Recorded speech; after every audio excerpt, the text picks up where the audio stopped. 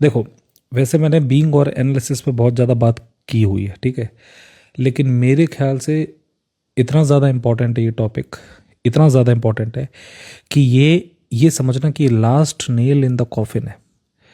अगर आपको ये समझ में आ गया कि बीइंग में रहते कैसे हैं, कब हैं, और आपको समझ में आया कि एनालिसिस में रहते कब हैं और कैसे हैं, और इन दोनों में अंतर क्या है, यही अंतर धर्म में होता है। धर्म और अधर्म में अंतर वही होता है जो बीइंग और एनालिसिस में अंतर होता है, राइट। बहुत इंपॉर्टेंट वीडियो है, आप लोग की लाइफ चेंज हो जाएगी आज के वीडियो में। बस इसको प्रैक्टिस करना पड़ेगा।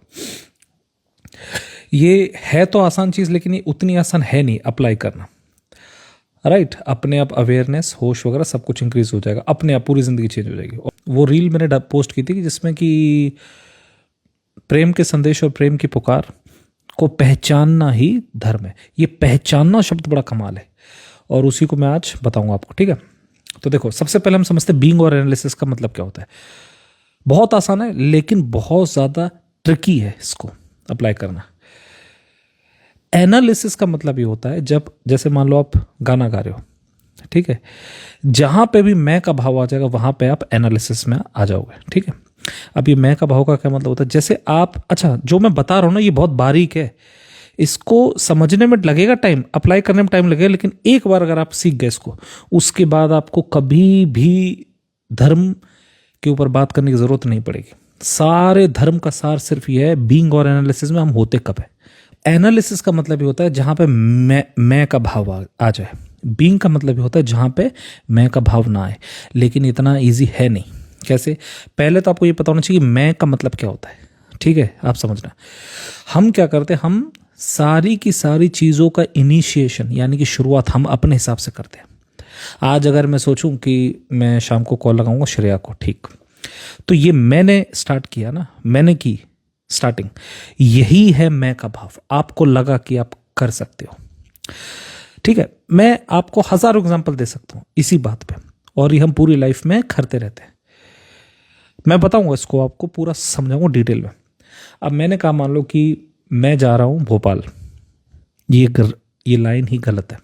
एक एक औरत हुई जापान में, उसका मुझे नाम नहीं याद है।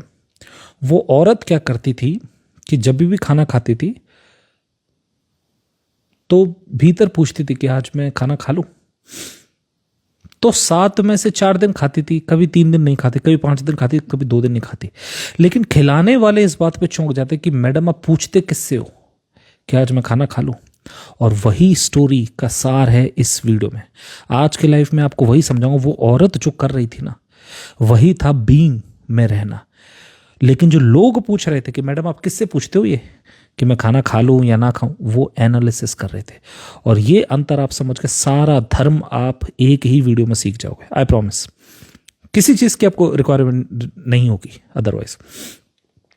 तो वो औरत क्या करती थी, औरत को जैसे, वो जापान की औरत थी, तो उसको जैसे खाना खिलाते थे तो वो कहते थे कि आज मैं खाना खा लूं। तो कभी कभी खा लेती थी, फिर कहती थी कि आज मैं खाना खा लूं। कभी कभी वो थाली को फिसला देती थी, नहीं आज नहीं खाऊंगी मैं। अब ये ऐसी कमाल की बात है, क्योंकि यही सेम चीज रामकृष्ण परमहंस के साथ भी होती थी। जब विवेकानंद उनके पास आए अपनी प्रॉब्लम लेके, घर में आर्थिक स्थिति खराब थी, फाइनेंशियल चीज़ें ठीक नहीं थी, तो विवेकानंद से रामकृष्ण कहा कि तू पूछ क्यों नहीं लेता माँ के पास जाके, जा पूछा। विवेकानंद गए, उन्होंने पूछा माँ से कि मेरी ऐसी ऐसी अवस्था है। लेकिन एक ऐसी चीज़ एक्सीडेंटल हुई विवेकानंद के साथ, और वो चीज़ ये थी कि वो बीइंग में उतर गए। तो उनके मुंह से जुबान निकली नहीं, जुबान से कोई शब्द निकला ही नहीं। तो वो लौट आए।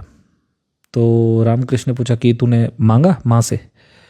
तो उन्होंने कहा कि मैं माँ को देख के ऐसा हो गया था कि मैं बता ही नहीं सकता, मैं तो सारे शब्द भूल गए यहीं पे, मैं कुछ मांग ही नहीं पाया। यही वो शिक्षा थी जो रामकृष्ण देना चाह रहे थे विवेकानंद को, ये बीइंग की शिक्षा। यही आज मैं शिक्षा आपके साथ शेयर करूंगा। ये सुनने में बहुत छोटी बात लगेगी, लेकिन मेरा वादा है आपसे, आप इसको समझ गए ना पूरा धर्म सीख जाओगे, पूरा धर्म। लेकिन एक चीज़ और भी हो जाएगी, पूरी लाइफ भी चेंज हो जाएगी फिर, ये भी ध्यान रखना आप, क्योंकि मैं आपको बहुत सारे एग्जांपल दूंगा इसी टॉपिक के ऊपर। वो लाइफ भी चेंज हो जाएगी, लाइफ स्टाइल ऐसी नहीं रहेगी जैसे आपकी है, अगर एक बार आप बीइंग में उतरना सीख गए। और वही मैं आज सिखाऊंगा। अब आ जाओ दोबारा उसी, जापानी औरत बार बार बोलती थी कि खाना खा लूं मैं आज, तो अगर उसके भीतर आवाज आती थी कि खा लो तो खा लेती थी, वरना नहीं। और यही आज मैं सिखाऊंगा कि वो आवाज किसकी थी, कैसी थी, और कैसे महसूस होती वो आवाज। अच्छा, एक औरत का एग्जाम्पल, एक रामकृष्ण। अब तीसरा एग्जाम्पल मेरा लो। मैं दिल्ली से खजुराहो आया, राइट। पूरे रास्ते में मुझे इतना भी थकान नहीं हुई, इतनी भी। और तब आपको एक चीज पता चलेगी कि बीइंग में कभी थकान नहीं होती, एनालिसिस में थकान होती है। यानी कि मैं 700 किलोमीटर, 800 किलोमीटर, 1000 किलोमीटर मेरे लिए कुछ भी नहीं है, क्योंकि एक छोटा सा हैक है मेरा कि बीइंग में रहो जितना हो सकता है, और जितना ज़्यादा बीइंग में रहो उतना आपको थकान नहीं होगी। लेकिन वो बीइंग होता क्या है, वही मैं आज बता रहा हूं मैं आपको। सबसे पहले आपको समझना है, बीइंग को 2 मिनट हटाओ साइड में, एनालिसिस को मतलब समझो। एनालिसिस क्या है? मैंने कहा कि मैंने आज मान लो कॉल किया कि श्रेया, हाँ श्रेया कहाँ पर हो तुम? जैसे मान लो मैं फ़ोन चला रहा हूँ, मैंने देखा श्रेया, अच्छा ठीक है, श्रेया से कॉल, हाँ श्रेया कहाँ हो, लेट्स मीट। ये गलत है, ये मैंने पाप कर दिया, क्योंकि मैंने इनिशिएट किया चाहत, ठीक है। फिर मैं बाइक पे जा रहा हूँ, मैंने अचानक से देखा कि एक औरत ने आगे वाली कार में चलते हुए, और वो किसी ऑफिसर की आईएएस की गाड़ी थी वो, उसमें से उस औरत ने विंडो डाउन किया और उसने रैपर्स फेंक दिए। अगर मैं इनिशिएट करूं कि ये तुमने क्यों फेंके है, इधर आओ, गाड़ी रोको, ये जो सारी चीजें होती है ना, ये एनालिसिस की होती है। एनालिसिस का मतलब ये है, जहां तुम्हें लगा मैं करूं, बस एनालिसिस में ऑन द स्पॉट जंप मार जाओगे, ऑन द स्पॉट। ये बहुत बारीक चीज होती है, बस इसको ध्यान से सुनना। बीइंग का मतलब कुछ और होता है। बीइंग का मतलब ये होता है कि आप तब तक रिएक्ट नहीं करोगे जब तक वो चीज आपसे क्रॉस नहीं होगी। लेकिन यहीं पे आता है ट्विस्ट, आप उन सिग्नल्स को पहचानोगे कैसे कि वो सिग्नल्स तुम्हारे लिए हैं भी या नहीं, वो जानना। जैसे मान लो मेरे को जाना है भोपाल, तो मैं एक संदेश भेजूंगा प्रेम का, एक, कि मैं भोपाल जाना चाहता हूँ, ठीक है। बस एक छोटा सा, एक या 2 बार सोचूंगा मैं कि मेरे को भोपाल जाना है, ठीक। अब देखना, अब बस खाली कुछ नहीं है, प्रेजेंट में रहना, प्रेजेंट में। क्योंकि ध्यान रखना, जो आंसर आएगा वहां से रिप्लाई, वो प्रेजेंट में आएगा। आंसर कभी भी फ्यूचर, या अगर आप फ्यूचर में, अच्छा पहले आप ये भी समझ लो कि फ्यूचर का मतलब क्या होता है। ये बहुत बारीक है, ध्यान से सुनना। फ्यूचर का मतलब ये है कि और भाई, और hello, hi, how are you. अगर मैंने ये सोचा कि hi, hello, hi, how are you, और तुम ठीक हो, मैंने इनिशिएट कर दिया। ये बहुत बारीक होता है, समझना। आपने जहां भी इनिशिएशन कर दिया, वहीं पे आप एनालिसिस में कूद जाओगे आप। जैसे मान लो मैंने आपसे कहा कि एक गाना गाओ, एक गाना सुनाओ। आपने कहा ठीक है, मैं एक गाना गाता हूं। जैसे ही आपने लाइन बोली कि मैं एक गाना गाता हूं, वैसे ही आप एनालिसिस में कूद जाओगे। वही माइंड होता है, एनालिसिस ही माइंड होता है। जैसे मान लो आपको मैंने बोला कि एक काम करो, आंख बंद करके बैठो। अब देखना ध्यान से क्या होगा आपके साथ। आप जैसे ही आंख बंद करके बैठोगे ना, आपको लगेगा, अच्छा अचानक से देखना एक झलक आएगी जब आप सिर्फ होना मात्र। लेकिन अचानक से आप बाहर आ जाओगे, आप महसूस करोगे मेरे हाथ कहाँ हैं, मैं ठीक तो लग रहा हूं, क्या पता कोई मेरे को देख रहा हो। ये सब एनालिसिस है। यानी कि 98% वक्त पे आप एनालिसिस में होते हो, इसलिए आप मेडिटेशन में कूद ही नहीं पाते। मेडिटेशन में स्लाइड इन होना होता है। आपने जरा सा सोचा कि मैं करूं क्या, गलत, नहीं कर पाओगे आप। तो पहले आपको बारीक अंतर समझना पड़ेगा। एनालिसिस और बीइंग का मतलब क्या होता है। एनालिसिस का मतलब ये होता है करने का भाव, लेकिन करने का ये इतना आसान नहीं है जितना ये शब्द है, ये और भी ज्यादा बारीक है। हर वक्त पे करने का भाव, हर वक्त पे करने का भाव। मैं अभी चाय पी, मैंने, ध्यान से सुना, मैंने चाय पी, एक छोटा बच्चा था, तो 20 रुपए की चाय थी, 20 रुपए की चाय थी। अब मैंने चाय पी ली, ध्यान से सुनना, मैंने चाय पी ली और बच्चा सामने है, 20 रुपए की चाय थी। तो मैंने सोचा कि मैं इसको 20 रुपये एक्स्ट्रा दे देता हूँ अपनी तरफ से, मैं सबको ही देता हूँ, मेरे को आई फील गुड। अगर मैंने सोचा कि मैं करूंगा, वैसे ही दान खत्म हो जाएगा, दान खत्म हो जाएगा, कोई भी चीज खत्म हो जाएगी एनालिसिस में करिए अगर तो। सीधी बात, सीधी बात। यानी कि मेरे को पूरी कोशिश करनी है कि मैं एक बार तो सोचूंगा, एक बार संदेश भेजूंगा, एक बार वही संदेश कि मैं इस बच्चे को दे देता हूं 20 रुपए। उसके बाद आपको बीइंग स्टेट में दोबारा से जाना है, क्योंकि सारे जवाब याद है। मैंने एक रील डाली थी, कल ही डाली है, जिससे मैंने कहा था कि धर्म क्या होता है। धर्म प्रेम के संदेश और प्रेम की पुकार को पहचानना होता है, और यही आज मैं समझाने वाला हूं। वो बहुत इंपॉर्टेंट रील थी, वो शायद किसी को समझ में ना आई हो, वो बात अलग है। मैंने यहां से संदेश दिया कि मैं इस बच्चे को 20 रुपए दूं। देखो मैं आपको समझा रहा हूं कि दान कैसे खराब हो जाता है। मैंने यहां से संदेश दिया कि मैं बच्चे को 20 रुपए दूं। एक्शन यानी कि देना, और मेरे बीच में ये मन क्या कर रहा है, ये क्यों है बीच में, क्यों, यही पाप है। एनालिसिस, जरा सा आपने छुआ, नहीं, खराब हो गया दान। Wait for next moment, wait, right. क्योंकि ऐसा भी हो सकता है, आप ध्यान से सुनना। आपने मान लो 20 रुपए दिए बच्चे को, और बच्चा वो 20 रुपए लेके फेंक दे आपके सामने कि भाई साहब भिखारी नहीं हूं, मेहनत की कमाई खाता हूं, फिर क्या करोगे आप?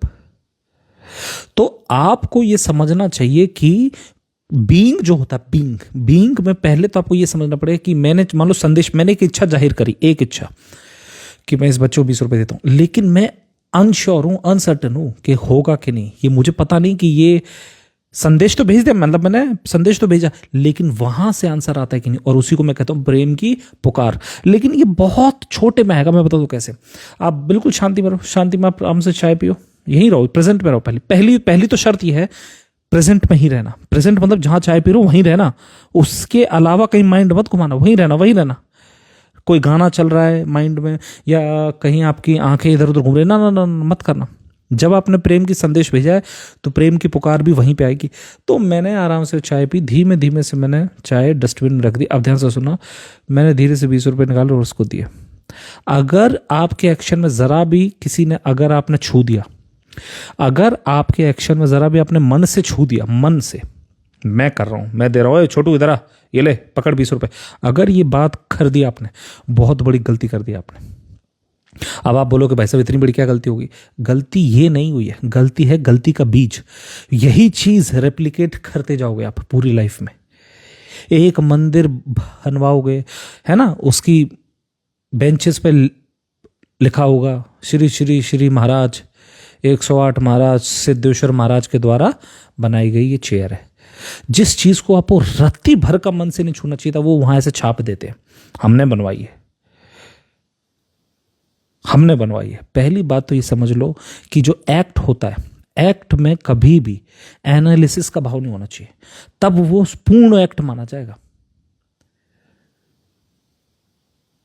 तो मैंने अपने जेब से 20 रुपए निकाले एंड सिंपल दे दिए। मेरे को ये अच्छा सुनो, अगर मैंने 20 रुपए निकाले और मैंने कहा उससे कि अरे इधर, और छोटू इधर आ, उसने एक बार में नहीं सुना आपको, फिर आपने कहा अरे सुन, दूसरी बार भी नहीं सुना उसने आपको, तीसरी बार में आप इरिटेट हो गए। आपको पता है ये चक्र चलता क्यों है? कभी आपने सोचा चक्र चलता क्यों? क्योंकि मैंने प्रयास किया देने का, मैंने सोचा मैं दूंगा, वहीं पे दुख आ जाएगा ऑन द स्पॉट। ये छोटा जो अंतर है, छोटे छोटे मैं आपको एग्जांपल दे रहा हूं, तब आपको समझ में आएगा। देखो पहली बात समझो, कोई भी आप एक्शन कर रहे हो उसमें किसी भी प्रकार का ये रहो कि मैं करूंगा इसको, बीइंग में हो जाओ। बीइंग का मतलब क्या होता है? बीइंग को छोड़ो, एनालिसिस को समझो पहले। एनालिसिस का मतलब हर जहां पे भी आप मन से छू दोगे। आपने कहा यार आज मैं श्रेया से कॉल करता हूं, बस छू दिया आपने मन से, आपने इनिशिएट किया ना, वो गलत है। अगर श्रेया को आपसे क्रॉस होना होगा तो हो जाएगी, नहीं होना होगा तो ऑन द स्पॉट छोड़ देना, फिर ऑन द स्पॉट। इसीलिए अगर मैं खजुराहो में बैठा हूं तो मेरे लिए आप यू ऑल आर डेड। मैं जानता नहीं हूं आपको जब तक मैं आपसे मिलूंगा नहीं। इसलिए मैंने कहा था कि बीइंग में अगर ठहरना सीख गए तो पूरी लाइफ भी बहुत चेंज हो जाएगी फिर। और यहां से अभी तो आपने डर देखा ही नहीं है, आप बहुत घबरा जाओगे भीतर, क्योंकि बीइंग में ठहरने का मतलब बहुत वेरी डिफरेंट लाइफ हो जाएगी, वेरी डिफरेंट, वेरी डिफरेंट। कैसे? तो मैंने उस बच्चे को 20 रुपये दी, मैंने कहा छोटू मैं कल आऊँ सुबह? तो उसने हाँ भैया प्लीज़ सुबह आना, आप जाने से पहले एक बार हमारे यहाँ की चाय पी जाना। ठीक। अब आप बताओ कि क्या ये एक्ट ऑफ लव हुआ कि नहीं? यस, ये था एक्ट ऑफ लव। तो हर वो चीज जिसको अपने मन से नहीं छुआ वो एक्ट ऑफ लव हो जाएगा। वही दान होता है, वही प्रेम होता है, वही उपासना होता है, वही प्रार्थना होता है, वही ध्यान भी होता है। एक्ट ऑफ लव जैसे ही खराब हो जाएगा, वैसे ही खराब हो जाएगा एक्ट ऑफ लव जैसे ही आप उसको छू दोगे अपनी मन से। एक और एग्जांपल लो, आपने यहां से बोला कि यार मैं भोपाल जाऊंगा। अब ध्यान से सुनो, मैं आपको अपना एग्जांपल दे रहा हूं। जैसे मान लो मैंने सोचा कि अब मैं यहां से भोपाल जाऊंगा। अब अगर मैं भोपाल का मैंने संदेश दे दिया, मुझे नहीं पता प्रकृति कैसे रिस्पॉन्ड करती है उसको। मैं बीइंग में हूँ, आराम से बीइंग में, बिल्कुल आराम से, बिल्कुल आराम से जा रहा हूँ। मैं अपने बैग पैक करूँगा, नीचे जाऊँगा, बाइक पे बैठूँगा, बिल्कुल प्रेजेंट पे रहना, धीरे से चालू करूँगा। अचानक से मैंने देखा कि 3 पंक्चर निकल गई मेरे बाइक में। सुबह सुबह 3 पंक्चर निकल गई। This is the sign that somewhere. अच्छा, प्रकृति आपको ऐसा नहीं बोलेगी कि मत जाओ भोपाल या जाओ, ना, ऐसे नहीं आएगा आंसर अलग लैंग्वेज में आएंगे। मतलब देखो ध्यान से सुनना, पाप हमेशा स्पीड में होगा। अगर आपकी स्पीड है ना माइंड में, तो फिर मतलब आप कुछ ना कुछ गलत हो जाएगा आगे जाके। अगर स्पीड नहीं तो वो गलत नहीं होगा कभी भी। तो अगर अब जैसे मैंने मान लो बाइक चालू करी सुबह, अचानक से उसमें 3 पंक्चर निकल गए। मुझे पता है ये साइन है। पंक्चर होना साइन नहीं है, ना। ये मत समझना कि पंक्चर हो गया तो मतलब ये किसी ने मना कर दिया, नहीं। मैं कुछ और समझा रहा हूं आपको। नेचुरल स्पीड आपकी ब्रेक हो जाएगी on the spot. Natural speed break हो, आप गाड़ी चालू करो, गाड़ी चालू नहीं होगी। आप बैग बांध रहे हो, अचानक से आपकी उंगली में वो लग गया, वो उससे क्या कहते हैं, ब्लेड का वो जो हुक होता है ना, हुक लग गया, उंगली में ब्लड आ गया। Something is there, you should not do something is there telling you that you should not do what you are doing. लेकिन अब ये मत समझना कि काली बिल्ली रास्ता काट गई, भाई साहब तो आगे मत जाओ, ना। एक्शन से कोई लेना देना नहीं। मैंने आपसे क्या बोला? प्रकृति आपको ऐसे नहीं बोले कि आज गाड़ी का टायर ठीक नहीं है, मत जाओ भोपाल, ऐसे नहीं बोलेगी। प्रकृति आपको ये बोले कि आपके पास स्पीड ज्यादा है तो पाप होने की संभावना ज्यादा है, यानी कि आप एनालिसिस में हो। सीधी बात। एनालिसिस का मतलब कि तुम क्यों, देखो ध्यान से सुनो, फिर से सुनो। मैंने कहा कि मैं जा रहा हूं भोपाल, अब मैं नीचे उतरा, मैं बांध रहा हूं अपना सामान बैग, और बैग की उंगली से मेरा रास्ता हो गया, ये हो गया कट। प्रकृति ये नहीं कह रही कि तुम भोपाल मत जाओ। प्रकृति ये कह रही है कि तुम एनालिसिस में हो अभी। क्यों? तभी तो इतनी स्पीड कर रहे हो। मेरा आंसर आएगा तो मेरी तो स्पीड भी अलग आएगी। फिर तुम क्यों खुद क्यों ले रहे हो वो, खुद क्यों ले रहे हो फैसला? यही मैं आपको समझ रहा हूं। आपको ये मत समझना कि वो आपको डायरेक्ट बोलेगी यस और नो। वो आपको दिखा देगी कि यू आर इन माइंड। वही से बचना है आपको। बात भोपाल की नहीं है, बात यह है कि जो जिस स्टेट ऑफ माइंड हो वो गलत है। वही स्टेट ऑफ माइंड एनालिसिस में हो आपको स्थित होना था इसे। और यही चीज आप समझते नहीं हो। आप घटना के दम पे देखते हो कि राम के पिता कौन थे, राम की माता कौन थी, राम को किसने मारा, फलाना ढिमकाना, मोहम्मद के पीछे कौन था, आगे कौन था। इट डजंट मैटर करता है कि स्टेट ऑफ माइंड से आप देख रहे हो चीज को। स्टेट ऑफ माइंड पे ध्यान देना हर वक्त।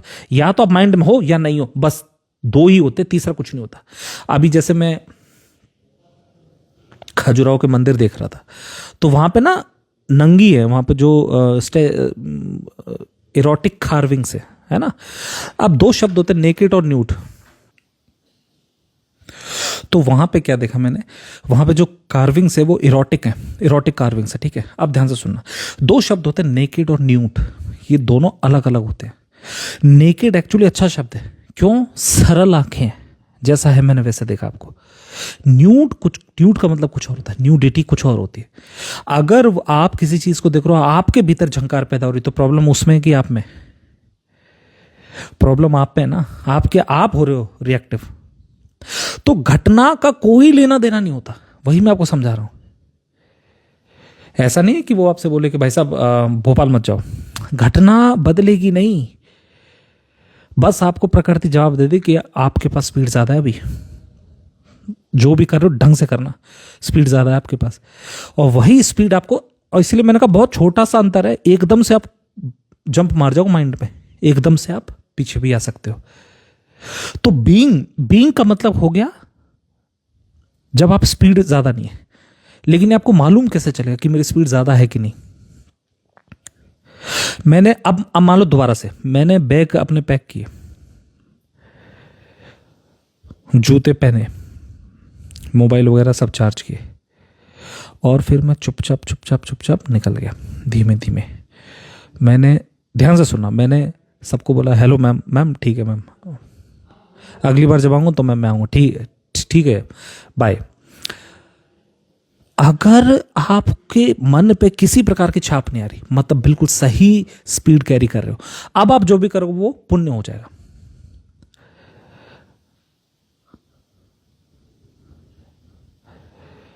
और अगर आपके माइंड पे, कि अगर आपके माइंड में ज्यादा स्पीड, ध्यान से सुनना, स्पीड का मतलब भी होता है कि आप माइंड में कूद चुके हो, ऑलरेडी गलती कर ही चुके हो पहली। स्पीड का मतलब चीजों से नहीं होता है, स्पीड का मतलब यहां से होता है। तो नेकेड और न्यूडिटी में, अब ध्यान से सुनना, आपको न्यूड तभी दिखती हैं चीजें जब आपके पास स्पीड होती है। अगर आप बिल्कुल स्पीड को रोक के देखोगे ना, तो आपको कोई चीज न्यूड दिखाई नहीं देगी, और वही होता है नेकेड आइज, बच्चों ऐसी आंखें,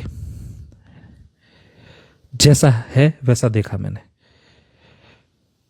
तो एक्चुअली नेकेड आंखों से कभी आप न्यूडिटी देख नहीं सकते, आपको पता है ये बात। ये नेकेड आंखें तो सिंपल आंखें होती, तो वहां से न्यूडिटी दिख ही नहीं सकती, राइट। तो ये होता है एनालिसिस। एनालिसिस में हम जैसे कूदे, वैसे ही आप कहां पे कूद गए, आपने थोड़ा सा स्पीड ब्रेक कर दिया, बाहर आ गए अपने आप से, और वही जो पॉइंट होता है, वही पॉइंट, मतलब जो जिस पॉइंट को आप छोड़ के बाहर कूदे हो, वही पॉइंट मिथ्या होता है, संसार। और जिस पॉइंट, जिसकी मैं बोल रहा हूं बीइंग, वही आत्मा का पॉइंट होता है, वहीं पे आत्मा होती है। अब ये आपको डेली प्रैक्टिस में लानी होगी बात। मैं कितना भी लंबी बाइक चला सकता हूं बिना अपने माइंड पे आए हुए, बिना अपने माइंड में आए हुए। अब ये मत समझना कि अगर भाई साहब मैं तो बहुत अच्छी तरह जा रहा था, सामने वाले की मिस्टेक थी, ये मत समझना कि घटनाएं तो होंगी आपके साथ, ये मत उम्मीद रखना कि मेरे साथ कुछ बुरा नहीं होगा, ये उम्मीद। मैंने क्या बोला, कार्विंग्स तो होंगी अपनी जगह, न्यूडिटी आपको दिखाई नहीं देगी, तो घटना तो होगी अपनी जगह, लेकिन आपके भीतर बुराई नहीं दिखाई देगी बिल्कुल भी। घटनाएं होंगी, आपको कभी बुराई दिखाई नहीं देगी किसी भी चीज में, लेकिन ये इतना आसान भी नहीं, क्योंकि हर वक्त पे आपकी स्पीड ब्रेक होती है, हर वक्त पे। चाय पियोगे स्पीड ब्रेक हो जाएगी, खाना खाओगे स्पीड ब्रेक हो जाएगी, वेटर को बुलाओगे, हाँ भाई साहब इधर आओ, एक बार नहीं सुना, दूसरी बार नहीं सुना, स्पीड ब्रेक हो जाएगी आपकी। बाइक पे जा रहे हो, कोई वहां से बंदा वो बोल रहा, सर एक बार बाइक वो कर दो, रेव कर दो, भ्रूम भ्रूम, स्पीड आ गई माइंड में आपके। ये मेरे कहने से पता नहीं चलेगा, जब तक आप हीट झेल नहीं लोगे अच्छी तरीके से, तब तक आपको मन नहीं करेगा पीछे आने में, बीइंग में।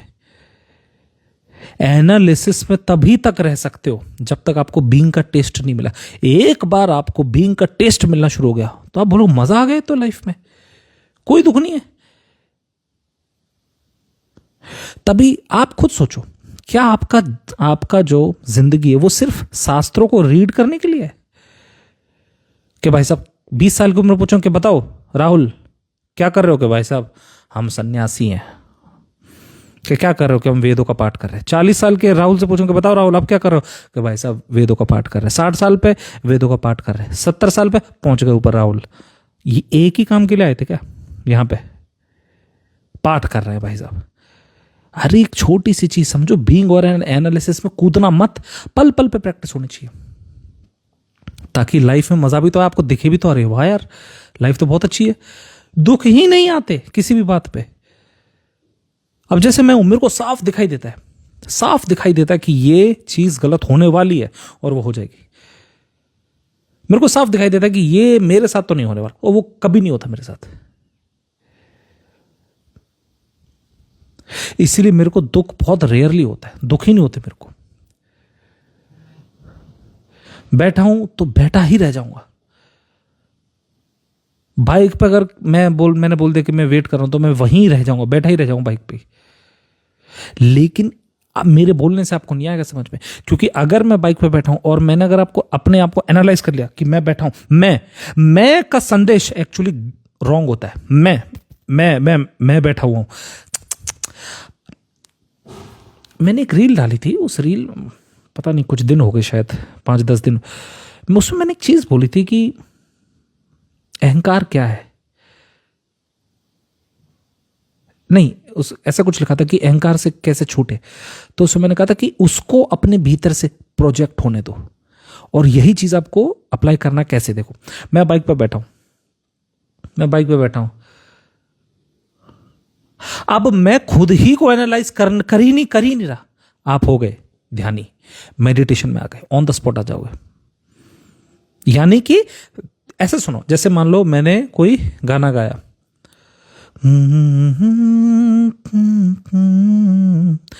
त पे मुझे लगा मैं गा रहा हूं, रा पे मुझे लगा मैं गा रहा हूं, तो मतलब मैंने गलती कर दी, मैंने एनालिसिस में कूद गया।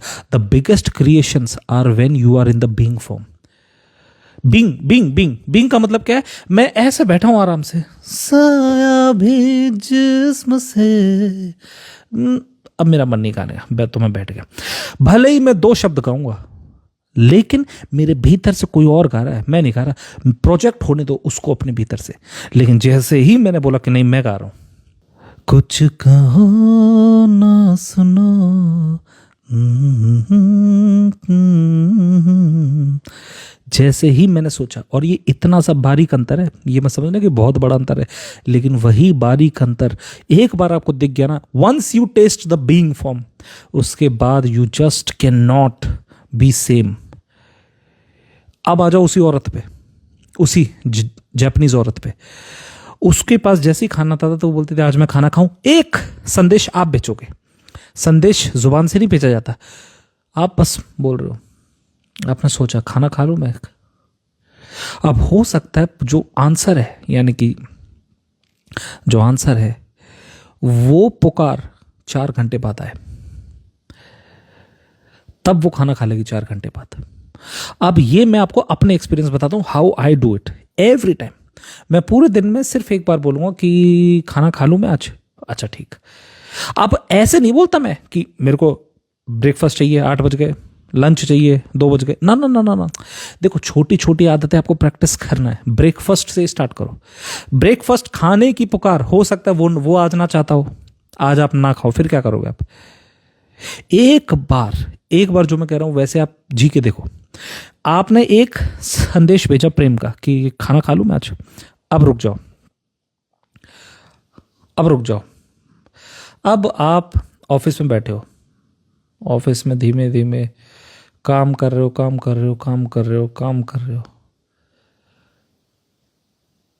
अचानक से कोई आएगा आपके पास कि भाई साहब ये लो, आज मेरी मम्मी ने आलू के पराठे बनाए, प्लीज खाओ, एक बार टेस्ट तो करो प्लीज।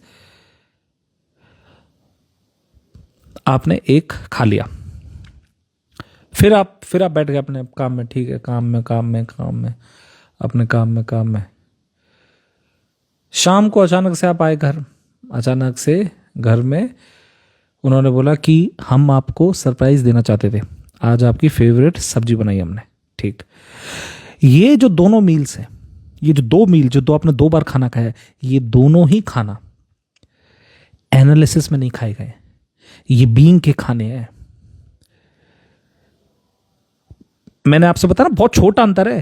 अगर आपने कहा और आपने सिर्फ सोचा मात्र कि अब जैसे मैं हूं, देखो जैसे मैं यहां बैठा हूं, अकेला हूं मैं, बिल्कुल एकांत में चुपचाप बैठा हूं, क्या करूं, एक काम करता हूं, सैंडविच ऑर्डर देता हूं मैंने कॉल किया, वो सैंडविच एनालिसिस की सैंडविच है, वो सैंडविच बीइंग की सैंडविच नहीं है। स्थित नहीं हुए थे आप। स्थित होता तो फिर आपको जवाब मिलते, आपका डायरेक्ट 1-to-1 बातचीत होती प्रकृति से। आप वो सैंडविच स्थित की नहीं है, बात सैंडविच की नहीं है। बात ये नहीं कि आप भूखे रह जाओगे, ये बेटर नहीं। मैं जो छोटी छोटी चीज़ें बता रहा हूँ उसको आप ये जानना कि आपके पास जब आप बहुत स्थित होते हो ना, तब मन आपका ब्रेक नहीं होता, पूरा एक हो जाएगा, और तब आपको फियर भी नहीं हो सकता। कभी आप एक्सपेरिमेंट इसको डालना, जैसे ही आप अंधेरे में आए हो ना, जैसे अंधेरे में आए हो, अंधेरे में बिल्कुल बिल्कुल बिल्कुल भीतर से ये मत कहना कि मैं भयभीत हूं, मैं भी मत कहना। अगर आप नहीं कहते मैं भयभीत हूं, आपने एक कमांड दे दी, ये कमांड देना मत, कमांड मत देना। You can ask question, command मत देना, क्योंकि कमांड दे दोगे तो ऑन द स्पॉट वैसा ही आंसर आ जाएगा, और वो आंसर फिर आप ले नहीं पाओगे। तो ये मत कहना कि मैं भयभीत हूं, बैठे रहो, एक जगह बैठे रहो। अचानक से आपका माइंड बोलेगा कि सामने कोई है, ध्यान से, और ये आप एकदम से ब्रेक जंप मार गए एनालिसिस में। फिर आप बोलो कि नहीं, फिर आप आ गए बीइंग में, फिर कहीं हवा चले, फिर माइंड बोलेगा कि वहां कोई है, एनालिसिस में फिर आ गए आप। ऐसे ही बीइंग एनालिसिस, इसी में धम धम धम धम जंप मारते रहोगे आप। और ये पूरे दिन में होता है, पूरे दिन में, पूरे दिन पूरी रात होता है ये।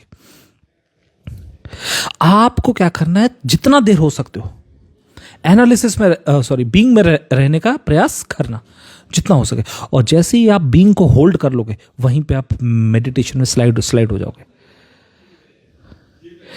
जैसे ही आप बीइंग में स्थिर हो जाओगे, अगर आप 2 मिनट भी होल्ड कर लिया आपने बीइंग का मतलब क्या समझना।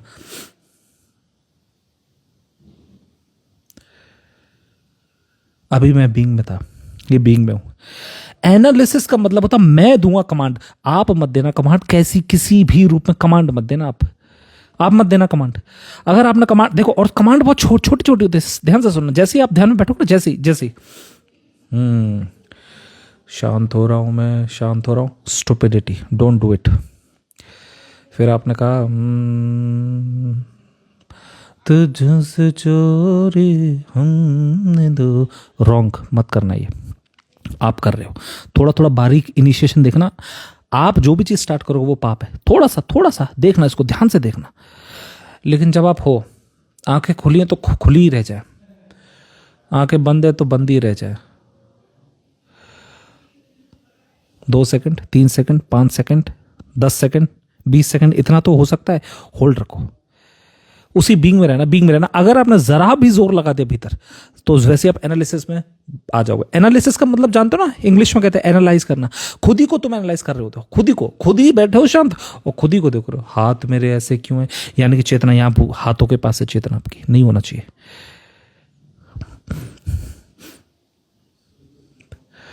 यार मुझे लग रहा है ना यहां से कोई जा रहा है, मत करना ये, दिस इज अ मिस्टेक।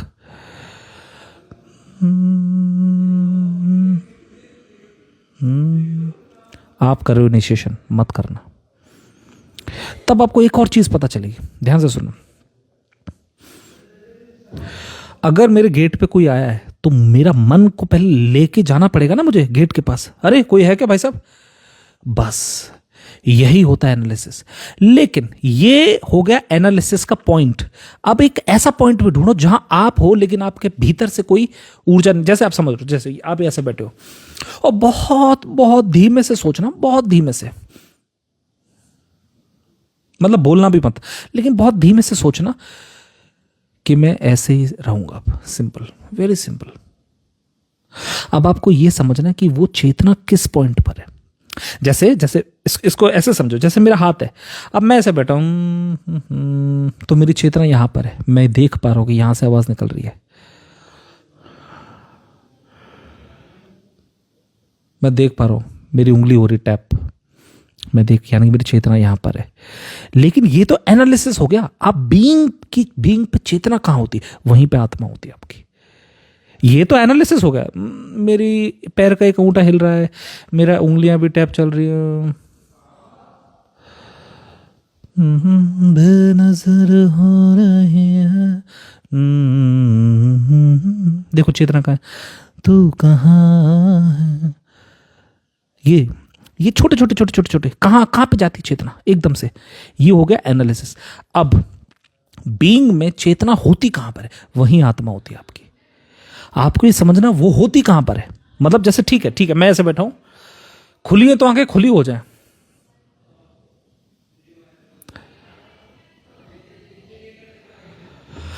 लेकिन आपने अगर जरा भी ऐसे ऐसे आंखें कर ली ऐसे, यानी कि आप आ गए बीच में, उसको आने तो अपने भीतर से प्रोजेक्ट होने दो।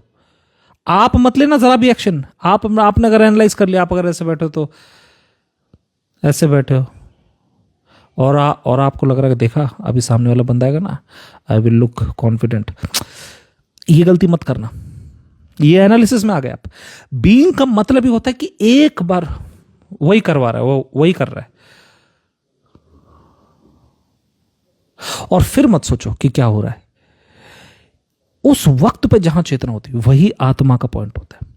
और तब आपको पता चलेगा कि बीइंग में अगर मैं ठहर गया तो मुझे कोई फियर छू नहीं सकता, अनशेकेबल हूं मैं, मेरे मन को कोई हिला नहीं सकता उस वक्त पे। लेकिन अगर मैंने जरा भी एनालिसिस किया तो एनालिसिस का एक नुकसान भी होता है, आपका मन ब्रेक हो जाता है, और टूटा हुआ मन हमेशा फियरफुल होता है, फियरफुल हमेशा। इसलिए आप देखना, कभी जैसे ही अंधेरा हो जाएगा ना, आपका मन बोलेगा मेरे पैर के पास कोई है,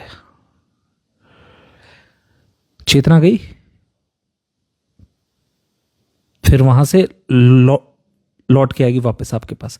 आपको अरे नहीं कुछ भी नहीं, अंधेरा है, शांत हो जाओ, शांत हो जाओ, शांत हो जाओ, अपने आप को ही समझा रहे हो, शांत हो जाओ, शांत हो जाओ, शांत। अपने आप को जैसे ही समझा रहे हो, ये भी एनालिसिस है। मैंने आपसे क्या बोला, उसको प्रोजेक्ट होने दो, तुम चुप हो जाओ। चुप मतलब जुबान से नहीं, भीतर से भी चुप हो जाओ, उसको होने दो प्रोजेक्ट। अचानक से मन बोलेगा चुप मत रहो सुरजीत सिंह, एक बार टॉर्च जला के देख तो लो, शायद सोफे पे कोई बैठा है तुम्हें देख रहा है। जब तक आपको ये नहीं पता चलेगा ना कि फियर तभी हो सकता है जब मैं एनालिसिस में हूं, बीइंग में कोई फियर नहीं होता। इसीलिए तो कहा जाता है आत्मा को अगर पा लिया आपने, फिर आपको यू आर अनशेकेबल, आपको कोई हिला भी नहीं सकता अपनी जगह से। जब तक टूटा हुआ मन रहेगा तब तक आपको शैतान भी दिखेगा, भगवान भी दिखेगा, अंट संट सब कुछ दिखाई देगा आपको। जैसे ही आपने आत्मा को पा लिया, और वही पॉइंट, वो पॉइंट कौन सा होता है, चेतना कहां पे होती है। जैसे जब मैं ऐसे हिल रहा हूं,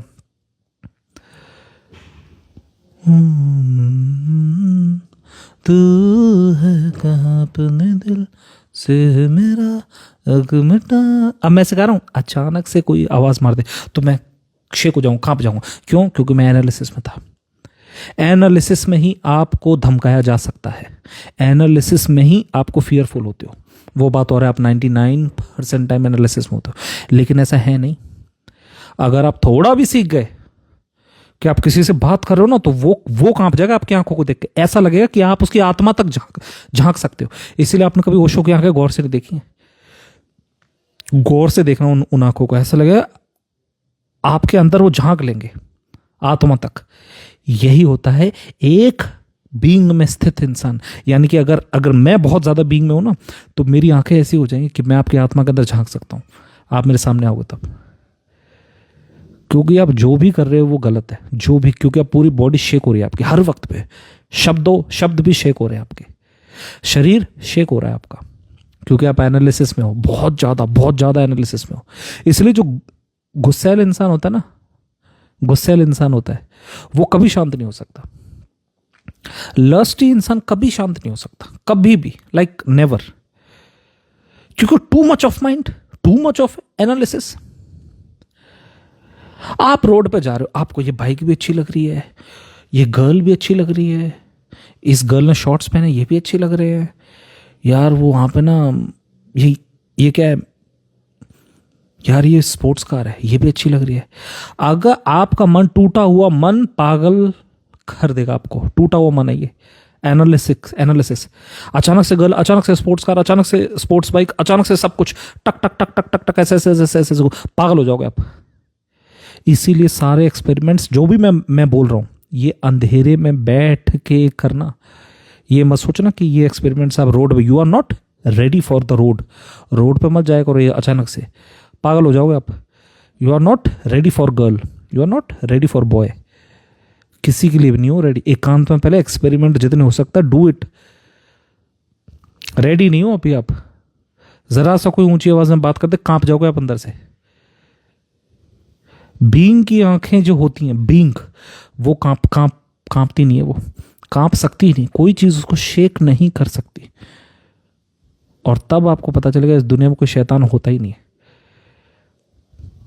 और तब आपको एक और पता चलेगा इस दुनिया में जो भी शक्ति के पीछे भागेगा वो एनालिसिस में तो कूद चुका है, ऑलरेडी गलती कर चुका है। फैशन के दौर में गारंटी की इच्छा ना करें। जब आप कोई शॉप में जाते हैं उसमें होता है ना, फैशन के दौर में गारंटी की इच्छा ना करें। तो सीधी बात है, रोड पे चल रहे हो आप, आपको गर्ल भी अच्छी लगी, आपको कार भी अच्छी लगी, आपको खाना, तो फैशन के दौर में गारंटी की इच्छा ना करें। उसके बाद आप रोगे हमें भाई साहब प्रेम नहीं मिला। आपका व्यक्तित्व, मैंने क्या बोला अभी आपसे, नेकेड और न्यूडिटी, आपको लगता है कि कोई गर्ल नंगी है, कोई बॉय नंगा है, ऐसा आपको लगता है, आप एक्शन पे देखते हो। मैंने आपसे क्या बोला, ये स्टेट ऑफ माइंड होता है। नेकेड आंखें कभी न्यूडिटी देख ही नहीं सकती, इसलिए आपको लगता है कि भाई साहब इस गर्ल ने हमको, शी चीटेड ऑन मी। वो खुद प्रॉब्लमैटिक है, आप भी तो प्रॉब्लमैटिक हो। दो एनालिसिस के व्यक्ति कभी प्रेम कर ही नहीं सकते। और जो दो बीइंग के व्यक्ति हैं उनको मिलने की आवश्यकता नहीं कभी भी, क्योंकि they are too much in love. दोनों ने ही आत्मा को पा लिया, फिर उनको कुछ भी नहीं चाहिए। Too much of love already है। क्योंकि एक बार आपको बीइंग, और ध्यान रखना, आपको मेरी बात तब तक नहीं समझ आएगी जब तक आपको बीइंग का टेस्ट आएगा नहीं समझ में। एक बार आपने शांति चाख ली ना, एक बार, फिर आप खुद ही नहीं आओगे, ऐसे खुद ही नहीं आओगे आप। अभी आप बोलते हो ये गर्ल अच्छी नहीं है, ये बॉय अच्छा नहीं है, वो इसलिए क्योंकि आपको लगता है कि कुछ और भी अच्छा होता है, ऐसा आपको लगता है। जब आपको पता चला कि एनालिसिस मात्र ही बेकार है, घटिया, आप एनालिसिस में कभी भी सुखी हो ही नहीं सकते, सीधी बात, तब तक आपको लगता ही रहेगा कि ये अच्छा, ये अच्छा, ये अच्छा, भाई साहब ये अच्छा। ये मैं आपको एक्सपेरिमेंट बताया ना, ये औरत का, जापानीज जो औरत है, ये experiment just try to do it. मैं वही एक्सपेरिमेंट जब बाइक पे होता तो उस वक्त आई डू इट। आज अगर नहीं खाना वो नहीं कहेगा तो मैं नहीं खाऊंगा खाना, खत्म बात। इसका रीजन क्या है? इसका रीजन कुछ नहीं, बस आप सुनने में माहिर हो जाओ। इसलिए याद है मैंने वो रील पोस्ट की थी, धर्म क्या होता है? प्रेम का संदेश और प्रेम की पुकार को पहचानना ही धर्म होता है। तो एक तो मैं दूंगा संदेश कि आज ना मेरे को भोपाल जाना है, अब मैं वेट करूंगा उस आंसर का, और वो आंसर आएगा कैसे? स्पीड में। आंसर आता कैसे? स्पीड में।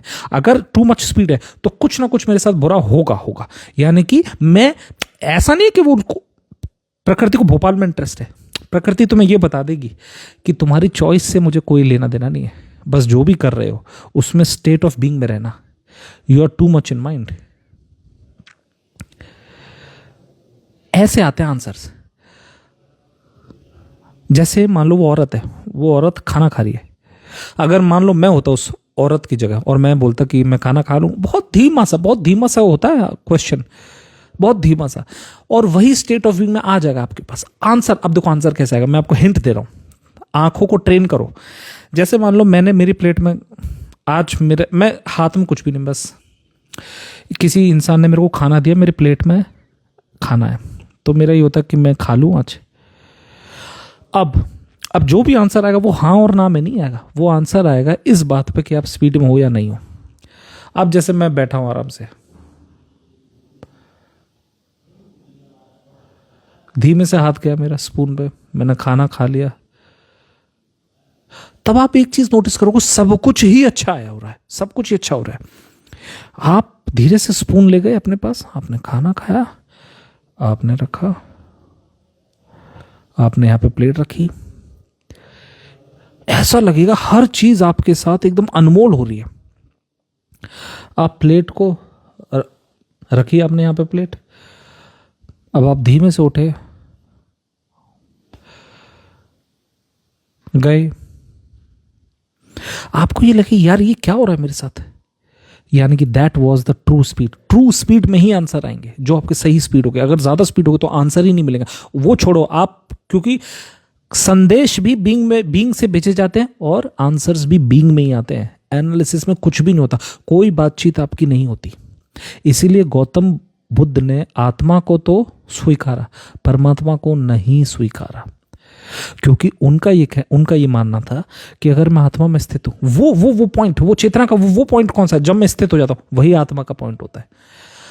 तो उनको ये लगा कि ठीक है मैं यहां तक तो हूं ही, है ना, लेकिन ऐसा हो नहीं सकता कि उनको मालूम नहीं था मैं जिसको यूनिवर्स कहता हूं उसी को हिंदू परमात्मा कहते हैं। बुद्ध ने इसलिए मना किया उसको कि नहीं होता ये सब, क्योंकि वहां से एक प्रॉब्लम है। आप जैसे हो, मतलब हम जैसे हैं, उस स्थिति में क्या है ना, हमारे साथ प्रॉब्लम कि हम शक्ति ढूंढते हैं। ये हनुमान जी है, ये शिव जी है, ये भूत है, ये भैरव है, ये कुछ है, ये कैसे हैं, ये सब चीज़ों में हम डेफिनेशन आपको एनालिसिस में एकदम से ले आएगी, एकदम से। इसीलिए मैं कह रहा हूं ये चीज़ें ट्राई किया करो अपने साथ। अगर आप न्यूडिटी देखकर आपके भीतर झंकार आ रही है तो अचानक से आपका माइंड बोले हाँ तो ठीक तो है, आनी चाहिए भाई साहब। मर्द हो तो लस्ट तो होना ही चाहिए, लेकिन मर्द हो तो आपके भीतर झंकार नहीं होनी चाहिए। मर्द हो तो आपके पास बैलेंस्ड माइंड होना चाहिए। जो ट्रेट आपको बताया जा रहा है ना कि भाई साहब अगर हो मर्द तो होना चाहिए लस्ट, वो जानवरों की है, वो जानवरों के लिए है वो line. Balanced mind is the most beautiful mind, most beautiful. आपको शायद अभी मेरी बातें नहीं आएंगी समझ में, शायद कुछ आएंगे, कुछ नहीं भी आएंगे, लेकिन एक बार जब ये चीज़ें शायद मे भी 5 साल बाद, शायद 6 साल बाद, जब भी 20 साल बाद, जब भी आप थोड़ा सा भी बीइंग स्टेट ऑफ बीइंग में आना स्टार्ट हो जाओगे, तब आपको पता चलेगा कि भाई साहब लस्ट की आवश्यकता होती ही नहीं इंसान को। इसीलिए अभी अगर आप सोचोगे ना कि यार ओशो थे, पूरी लाइफ में वो सेक्स में कभी गए नहीं होंगे, ऐसा हो सकता है क्या? वो इसीलिए आता है क्योंकि अभी आप सोच नहीं सकते। लस्ट के अलावा आप जिंदगी को सोच नहीं पाते हो आप। लेकिन एक बार आपको समझ आया कि जरा सा भी मैंने अगर मन से छुआ, मन से छूना तक ही पाप हो जाएगा। लस्ट तो बहुत पीछे की बात है, बहुत दूर की बात है लस्ट तो। जरा सा मैं खाना भी खाऊं तो वो उसकी मर्जी होगी, लेकिन वो कौन, वो कौन, वही होता है नेचुरल प्रोसेस, जिसको मैं यूनिवर्स बोल रहा हूं ना। वो नेचुरल प्रोसेस आपको हर वक्त आपसे बात करता है, हर वक्त। देखना, ध्यान से देखना। अचानक से मेरे रूम पे कोई आया, अचानक से मान लो गन लेके, ठीक है, और उसने बोला कि आई विल किल यू। अगर आप एनालिसिस में नहीं हो तो आपको 100% फियर कैप्चर कर लेगा, और ये आपके साथ होता है 99.99% ऑफ द टाइम। कोई भी चीज आपको भयभीत कर सकती है, कोई भी चीज, क्योंकि आप एनालिसिस में टू मच हो। लेकिन अगर आपके पास कोई गन लेके आया और आप हो ऐसी स्थिति में, स्टेट ऑफ बीइंग में, स्टेट ऑफ बीइंग में आप आइडेंटिफाई ही नहीं करोगे। अभी क्या, अभी आपका मन एकदम कांप जाता है। जैसे ही अंधेरा हो ना, आपको लगा अरे भाई साहब मेरे पैर के पास कोई है। इतना सा माइंड आप होल्ड नहीं कर पाते हो, इतना सा। इसीलिए कोई भी हैवी अगर इवेंट हो गया आपके साथ तो आप ऑन द स्पॉट प्राण त्याग दोगे, ऑन द स्पॉट बेहोश हो जाओगे उसी वक्त पे। तो अगर जैसे अंधेरा हुआ, मुझे लगा कि मेरे पैर के पास कोई है भाई साहब, मेरे पैर को छू रहा है, वो खींच रहा है मेरे पैर। एक बार स्थित हो जाओ। स्थित का मतलब, स्थित को इंग्लिश में कहते हैं बीइंग। स्थित का मतलब ये नहीं है कि हाँ जो भी हो रहा है होने दो, ना ना ना ना, वो नहीं है। स्पीड कम कर लो अंदर, बिल्कुल स्पीड कम कर लो, बिल्कुल स्पीड। हर चीज को HD में देखो, HD, रिच, एकदम रिच इंटेंसिटी के साथ। उसी को लोग अवेयरनेस कहते हैं। लेकिन मैं अवेयरनेस वर्ड को बहुत रेयरली यूज करता हूं। रहने दो, हटाओ अवेयरनेस को, हटाओ साइड में। सिर्फ ये समझ लो कि जहां से मुझे लगा कि मैं हूं भयभीत, ये हो गया एनालिसिस। और आपको एनालिसिस से दूर रहना है, एनालिसिस से पीछे, स्पीड ज्यादा होगी। मैं अचानक से जा रहा हूं सामने और किसी बंदे ने गन रख दी मेरे आगे और उसने बोला रुपए निकाल। अब मैं आपको यहां पे एक वो समझाता हूं ट्विस्ट, जो कि नीम खरोली बाबा के साथ होता था। नहीं, मीम का रूल नहीं। मेहर बाबा के साथ ये होता था। एक बार हुआ था जब उनको एयरक्राफ्ट में कहीं जाना था, तो उन्होंने बोला कि मैं इस एयरक्राफ्ट में नहीं बैठूंगा, और उस एयरक्राफ्ट का एक्सीडेंट हो गया था। अब आप बोलो कि काश ये शक्ति हमारे पास भी आ जाए, ये कोई शक्ति है ही नहीं। ये कोई इस दुनिया में देयर आर नो मिरेकल्स, ये कोई शक्ति नहीं है। अगर आप बहुत बारीकी से अगर बात करने लग जाओगे नेचर के साथ, बहुत गहराई से, हर वक्त नेचर आपको बताता रहता है, हर वक्त, यहाँ मत जाओ, ये मत करो, ऐसे मत जियो। अब सवाल ये आता है कि सर एक बात बताओ, मतलब नेचर को हमें कुछ भी गाइडेंस देने में इंटरेस्ट क्या है? अगर नेचर में इतनी ताकत तो सबको नहीं, सबको ही उसका काम है ना टू सेव। अब आप यहीं से समझो बात को, सेव शब्द को बड़ा कमाल का है। ऐसा क्या है कि नेचर सर आपको तो, आपके साथ तो बड़ा अच्छी तरह बिहेव करता है, हमको वो कभी भी नहीं बोलता कि यहां मत जाओ, ये मत करो। The willingness to hear properly, आप जिस चीज को सुनना चाहते हो वो चीज आपको दे देगा नेचर, लेकिन जिस चीज को आप सुनना ही नहीं चाहते वहां नेचर कुछ भी नहीं कर सकता। जैसे ही आप एनालिसिस में जाते हो, आपको वो धारा एकदम से कैच कर लेगी अपनी तरफ। तब दिक्कत यह है, नेचर ही कहेगा कि मैं आपसे बात कर नहीं सकता जब आप एनालिसिस में हो, क्योंकि आप ही हो बैरियर मेरे बीच में। मन बैरियर है। जब आप भी, क्योंकि मैं बीइंग में हूं, नेचर ये कहता है मैं तो बीइंग में हूं, आप आ जाओ बीइंग में, वैसे ही हमारी और आपकी बात होने लग जाएगी। तो मेहर बाबा को ये मालूम कैसे चला कि अगर ये एयरक्राफ्ट है, मेरे को इस एयरक्राफ्ट में नहीं जाना, और उसी एयरक्राफ्ट का एक्सीडेंट हो गया? वेरी इजी, जैसे मेरे को मालूम चलता है कि मेरे को भोपाल जाना है या नहीं, वैसे ही उनको पता चला कि एयरक्राफ्ट है। ऐसा नहीं है कि उनकी ये चाहत है कि बताओ, बोलो, अंदर से पूछ रहा है वो, बोलो भाई साहब जाओ या ना जाओ, रॉन्ग। ऐसा कुछ भी नहीं है। मेहर बाबा इतने ज्यादा मौन में थे, मौन में ऑटोमेटिकली आप बीइंग में ही रहते हो, और बीइंग में अगर आपको रहना आ गया, आप सारे आपके मैजिक खोल जाएंगे वहीं से। जितने भी आप मिरेकल्स वगैरह देखते हो, ये शक्ति है भाई साहब, ये वाली शक्ति है, वो सारी शक्तियां बीइंग में आना स्टार्ट हो जाती है। जैसे मेरे को मान लो भोपाल जाना है, मुझे बिल्कुल पता रहता है कि एग्जैक्ट क्या करना है, कहाँ पे नहीं होना है, किस वक्त पे, एग्जैक्ट मालूम रहता है। जैसे मेरे को एग्जैक्ट पता रहता है कि किस इंसान से बात अब नहीं करनी, या अब करनी है, या ये मत करना। जब मैं बाइक के पास जाता हूँ ना, तो मेरे को महसूस होता है बहुत हैवीनेस महसूस हो रहा है, यानी कि कुछ तो रॉन्ग है, इस बाइक के ओनर के पास कुछ रॉन्ग है, तो मैं उससे दूर रहूंगा। अब उस ओनर को ही लगेगा कि भाई साहब आप हमसे तो एटीट्यूड में रहते हो। एटीट्यूड नहीं है वो, मेरे को बस आपसे दूर रहना, कोई हिंट नहीं आ रहा मेरे पास आपके पास आने का। इसीलिए आप कितना भी प्रेम से बात करोगे, मैं आपके मन को बहुत जल्दी भांप लूंगा। कितना भी आप मन से प्रेम से बात करोगे, मैं झट से पहचान लूंगा, क्योंकि मैं स्टेट ऑफ माइंड को रीड कर सकता हूँ। और एक्चुअली मैं रीड करता ही नहीं हूँ, अपने आप मालूम बस रहता है कि ये गलत है, ये सही है। और जब मुझे बिल्कुल पता रहता है तो मैं बोल देता हूँ ये गर्ल ईश्वर है, ये बॉय ईश्वर है। ढाबा जो होता है ना, ढाबा कितने सारे मिलते हैं रोड पे, मेरे को पता नहीं, एग्जैक्ट पता रहता है कि इस ढाबे पे जाना मेरे को खाना खाने। इसीलिए मैं आपसे कह रहा हूं, आप बस बीइंग में रहना सीख जाओ, हर पल पे बीइंग, और बीइंग को लंबे टाइम तक होल्ड किया करो। बीइंग लंबे टाइम तक होल्ड, क्योंकि बीइंग में प्रॉब्लम मैं आपको समझाता हूं, जहां आपने सोचा कि मैं ज्यादा वक्त तक I will hold my self, वहीं पे एनालिसिस में जंप मार जाओगे। मैं का आ गया ना, मैं का भाव, मैं आई विल डू इट। आई का मतलब ही होता ब्लॉक कर रहे हो सनरेज। मान लो आप, समझना ध्यान से, आप यहां खड़े हो, आपके सामने से एक प्रकाश आ रहा है, प्रकाश, तो मैंने क्या बोला, उसको अपने भीतर से प्रोजेक्ट होने दो। मैंने क्या बोला, उसको अपने भीतर से प्रोजेक्ट निकलने दो ना, तुम क्यों आ रहे हो बीच में। एक बार इमेजिन करो तुम ऐसे खड़े सामने हो, उसको अपने भीतर से होने दो, बनाओ अपने आप को ट्रांसपेरेंट का मतलब जानते हो ना, शीशे की तरह।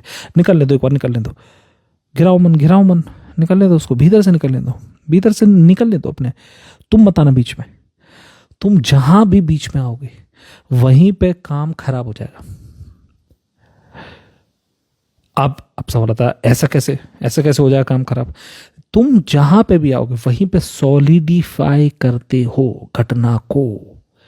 इसीलिए मन जो होता है वो चीज उसका काम ही होता है, उसको मैं पता है क्या बोलता हूँ, मिल्क कंडेंसर। देखा आपने मिल्क क्रीम देते होटल में, मिल्क एक होता है छोटा सा कंडेंसर होता है कि क्या होता है, क्रीम होता है कुछ डालते हैं चाय बनाने के लिए, वही होता है मन का काम, कंडेंस करना।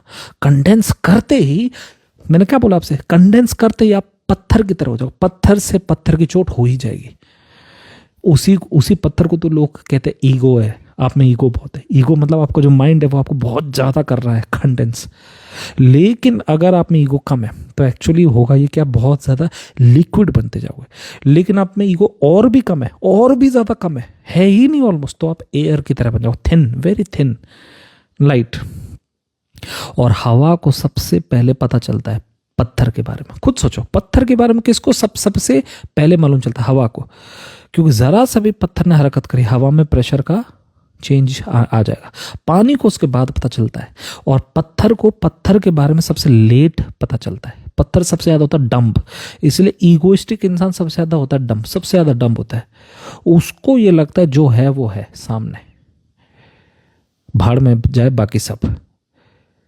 तो वो हर चीज को इग्नोर करता रहेगा। और जिंदगी जो है वो मल्टी डायमेंशनल है, एक डायमेंशन में नहीं चलती। पत्थर को यही लगता है कि सिर्फ एक यही तो है, सामने ही तो है, जो भी है पत्थर है।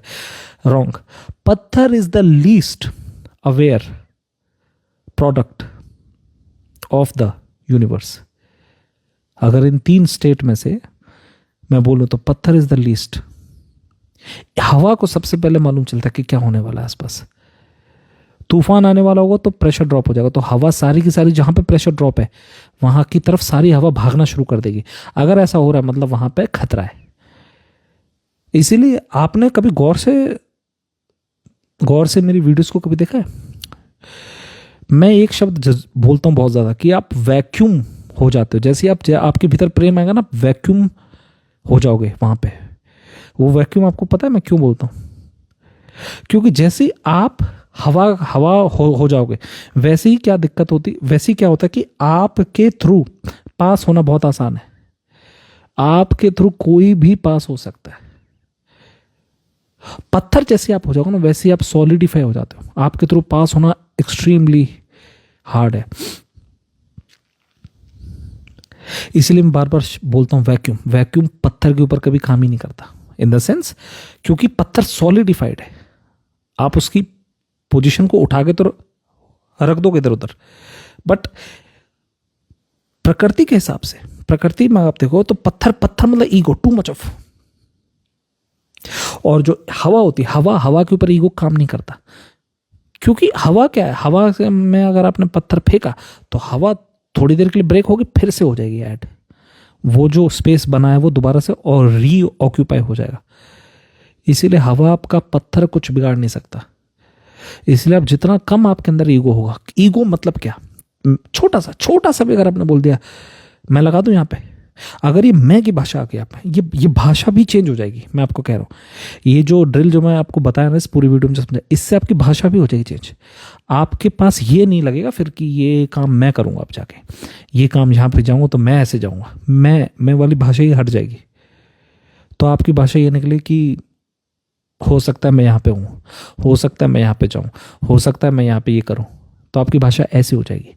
इसीलिए महावीर जो थे, महावीर कभी भी आप उनके जो आंसर देते थे, महावीर का आंसर बहुत ही ज्यादा हवा की तरह होता था। जब आप कोई भी चीज उनसे पूछोगे ना तो वो कहते थे यस, फिर कहते थे नो, फिर कहते थे मे बी यस, फिर कहते थे मे बी नो, फिर कहते थे यस एंड नो। तो आदमी कहता भाई साहब आप अपना आंसर अपने पास रखो, ऐसे जवाब दोगे तो फिर हम तो कुछ इसमें सीख ही नहीं पा रहे। ये सॉलिडिफिकेशन की आदत आपको पता है होती किसकी है? जो ईगो में रहता है।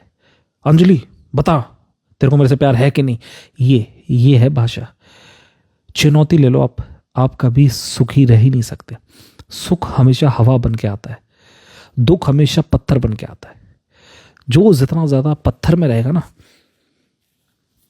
अभी मेरे को देखना, ध्यान से सुनो, ये इस होटल का जो ओनर था ना, उसने मेरे से 5 मिनट बात करी, तो कहता है कि भाई साहब आप कहाँ से आ रहे हो? मैंने कहा मैं तो ग्वालियर से आ रहा हूँ। ठीक, इधर कहाँ जाओगे भाई साहब आप? मैंने कहा मैं भोपाल की साइड जाऊँगा। ठीक, फिर उसने मेरे से एक लाइन बोली कि भाई साहब इच्छा तो हमारी भी बहुत है, लेकिन अब ये बना लिया हमने होटल, तो अब कहाँ जाएं, तो बिजनेस ही है। ये होता है सॉलिडिफिकेशन। मैं आपसे हमेशा बोलता हूँ ना, शक्ति मत पालो मत पालो मत पालो, शक्ति आपको सॉलिडिफाई कर देती है ऑन द स्पॉट। ये दूर से तो बड़े अच्छे लगते हैं, हाँ बड़े बड़े होटल हैं, रूम्स होंगे आई थिंक इसमें 25-30, दूर से तो देखने में बड़े अच्छे अच्छे लगते, भाई साहब बहुत बड़े आप इंसान हो, क्या काम किया आपने। लेकिन ये काम किया जरा बताना जरा। हर आत्मा रोती है कि मेरे को व्यक्त होने दो, और मन ये कहता है मैं तेरे को व्यक्त कहां से होने दूं, मेरे को जो पाना है वो तो मैं ले लूं। और शरीर ये कहता है कि तुम दोनों आपस में भैया झगड़ा मत करो, तुम्हारे चक्कर में मेरे पास सिर्फ 60 ईयर्स का टाइम है, 60-70 साल का समय, मैं यहां से गया और तुम्हारे झगड़े में कुछ भी नहीं मिलने वाला मेरे को। तो आत्मा कहती कि मुझे हवा होने दो, शरीर मन कहता पत्थर हो जाओ। पत्थर ही तो भैया, पत्थर ही तो होगे ना, ये मेरा होटल है समझे, 20 रूम है, इसमें रेवेन्यू मेरे को इतना आता है, तो ये सॉलिडिफिकेशन ही तो है, ये पत्थर है। शरीर ये कहता है कि तुम दोनों के झगड़े में मेरे पास समय कम है भैया। यही मैं आपसे कह रहा हूं कि बीइंग का मतलब होता आत्मा के पास जाना, एनालिसिस का मतलब होता मन सॉलिडिफाई करना, अपने आप को सॉलिडिफाई करना। इसलिए जब आप बहुत ज्यादा बीइंग में हो जाओगे ना, बहुत ज्यादा बीइंग में हो जाओगे, बहुत ज्यादा, तो आपके अंदर इतना ज्यादा मौन आ जाएगा, इतना ज्यादा मौन आ जाएगा, क्योंकि आपको पता कि बोलना तो बहुत बड़ा पाप होता है, सोचना भी नहीं है मेरे को, इतना आप स्पॉन्टेनियस हो जाओगे। आप सोचते ही आपको पता है कि मैं का भाव आ जाएगा, फिर धीरे धीरे इतना नेचुरल हो जाएगा आपके साथ, इतना नेचुरल हो जाएगा। कोई आया आपके सामने, उसने रखे चाकू, आए जेब में जो भी है दे मेरे को, आप बोलोगे बस इतनी सी बात, ले जाओ। आपके लिए कोई घटना अप एंड डाउन है ही नहीं, आप जीवन को उसी इंटेंसिटी से देख रहे हो जैसे मौत है। तो जैसे ही मौत आएगी ना आपके सामने, तो मौत के पास कुछ है ही नहीं, आपसे लेकर जाएगी क्या मौत। सॉलिडिफाइड जो होता है पत्थर को बड़ा भय होता है भैया, टूटा मैं टूटा, छीन के मत जाना तुम मेरे से। मौत कहती है तेरे को तोड़ने में तो सबसे ज्यादा मजा है मेरे को, क्योंकि मन क्या कहता है, अरे भाई साहब देखो ऐसा है, मेरे भी होटल की वो डालनी थी चेन, राइट, 2 होटल है मेरे पास, 5 कर लूं एक बार बस, उसके बाद आ जाना मौत। मौत कहती है हाँ आज तक 5, फिर 5 से कहेगा आप हो जाए 50 से हो जाए 500। मौत कहेगी मैं उसी वक्त पे तेरे को ब्रेक करूंगा सबसे ज्यादा, उसी वक्त पे आई विल ब्रेक यू, जब तेरी ख्वाहिश बिल्कुल ऊपर होगी। तो 5 से जब 50 की ख्वाहिश रखेगा ना, उसी वक्त पे bloody I will break you. लेकिन यही तो ट्विस्ट है, क्या सही में मौत ऐसे बोलती है? मौत ये कहती कि मैं तो कुछ भी नहीं हूं, तू अपने आप को इतना सॉलिडिफाई कर रखा है कि मेरे आने मात्र से तू घबरा जाता है। तेरे को पूरी जिंदगी मिली थी, तूने प्रिपेयर क्यों नहीं किया अपने आप को? आत्मा में अगर जाके तू बैठ जाता, आज तेरे को बैठना ही नहीं आता कि आत्मा का एड्रेस कहाँ है, तेरे को पता ही नहीं है। तू अगर बैठ जाता तो मैं तेरे शरीर को ले जाती, तेरे शरीर से तेरे को अलग कर देती, तू तो वहीं पे बैठ जा जाके चैन से। शरीर का हो गया टाइम, अब निकालना है तेरे को मेरे को वहां से। लेकिन मन कहता है भाई साहब अभी नहीं, 50 मनाने मेरे को। तो मौत का आभास होता है बुरा, मौत एक्चुअल में बुरी नहीं होती। याद है वही सेम एग्जांपल, न्यूडिटी होती नहीं है, न्यूडिटी का आभास होता है, झंकार हो जाते हैं आपके भीतर। इसीलिए तो जितने आपने ये देखे धार्मिक जो होते हैं, सो कॉल्ड धार्मिक, औरत से बड़ा वो खाते भय भैया, औरत से बड़ा भय खाते हैं, जबकि औरत लीस्ट असर्टिव होती है, वो असर्ट करती नहीं है। औरत का जो हमला होता है वो हमेशा नॉन असर्टिव होता है, क्योंकि लस्ट आपको पता होता क्या है? लस्ट होता क्या है? लस्ट कैसे आता है आपके पास? कभी सोचा है? लस्ट अनस्टॉपेबल फोर्स है, तो वो कितना भी धीरे आए लेकिन वो आता रहेगा। और आप क्या करो, आप आंखें मूंद लोगे, राम राम राम राम राम राम, आना मत आना मत आना मत, एक आंख खोल के देखोगे, थोड़ा सा राम राम राम राम राम, हनुमान जी हनुमान जी हनुमान जी, ब्रह्मचारी हूं मैं ब्रह्मचारी हूं, करते रहो ये बकवास। आप रोक नहीं सकते लस्ट को जब तक आप बीइंग में नहीं बैठ जाओगे। आप बीइंग में बैठ जाओगे वैसे लस्ट आप पे काम नहीं करेगा। फिर सेम लॉजिक होता है मौत का। जैसे अगर आप एनालिसिस में खड़े हो तो फिर आपको मौत बहुत बुरी दिखाई देगी। अगर आप बीइंग में हो तो आपको पता ही नहीं चला कि हुआ क्या।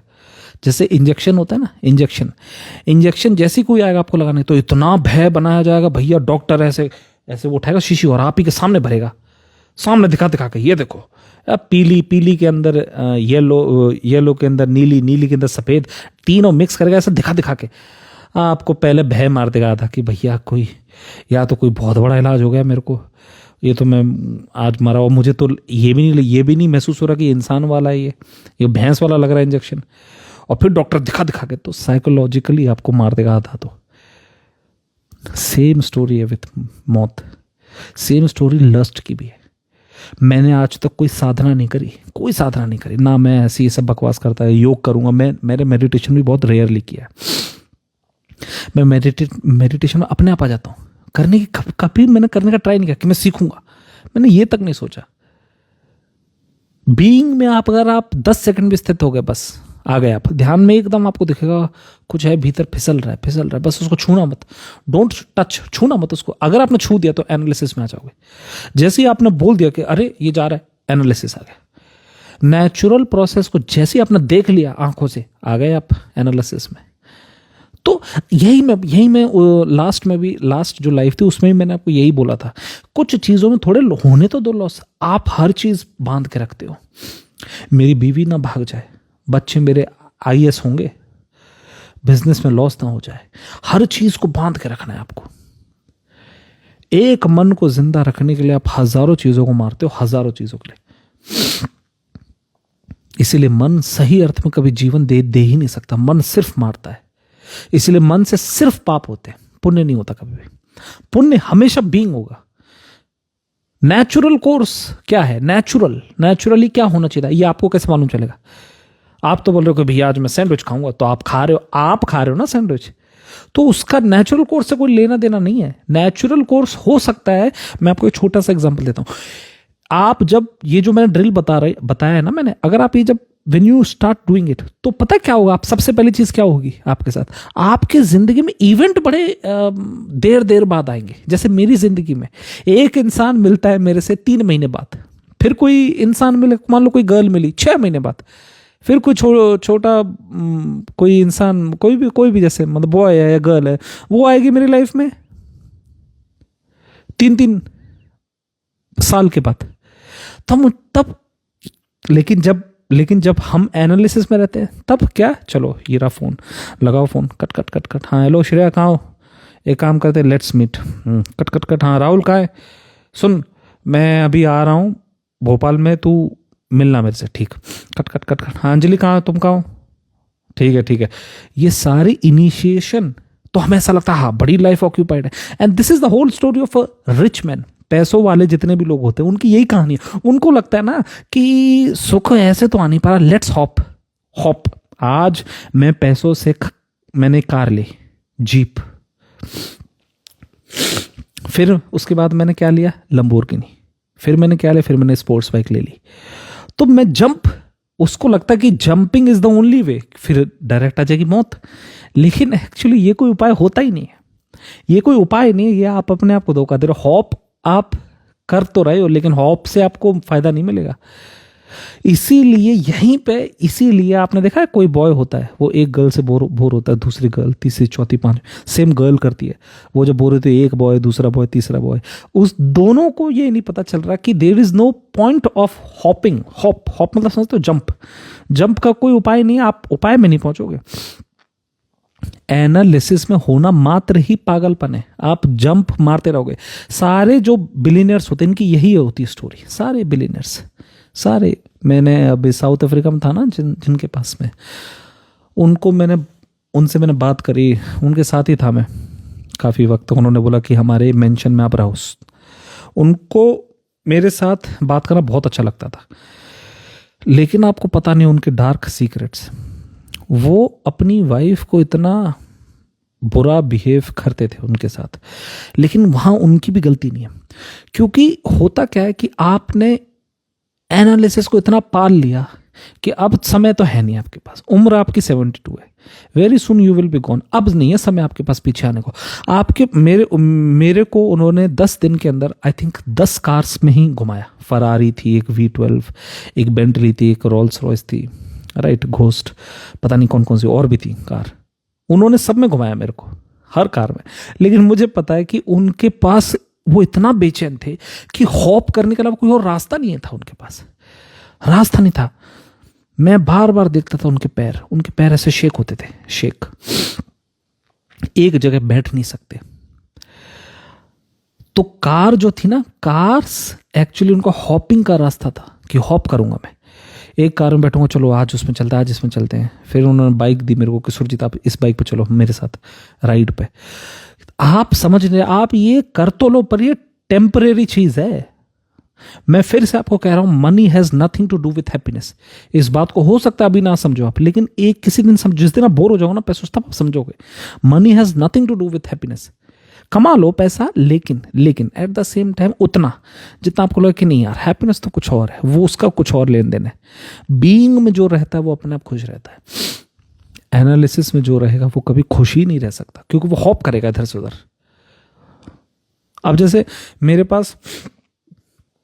पास काफ़ी ऐसे फ्रेंड्स हैं जो जानते हैं मेरे को, और वो ये कहते हैं कि भाई साहब कोई भी प्रॉब्लम हो ना, call us, we will be there for you. और आप यकीन मानो, मुझे कोई प्रॉब्लम ही नहीं दिखाई देती, तो मैं किसको वो करूं, कॉल करूं, क्योंकि मैंने कभी पाला ही नहीं इन चीज़ों को कि मैं जाऊंगा भोपाल।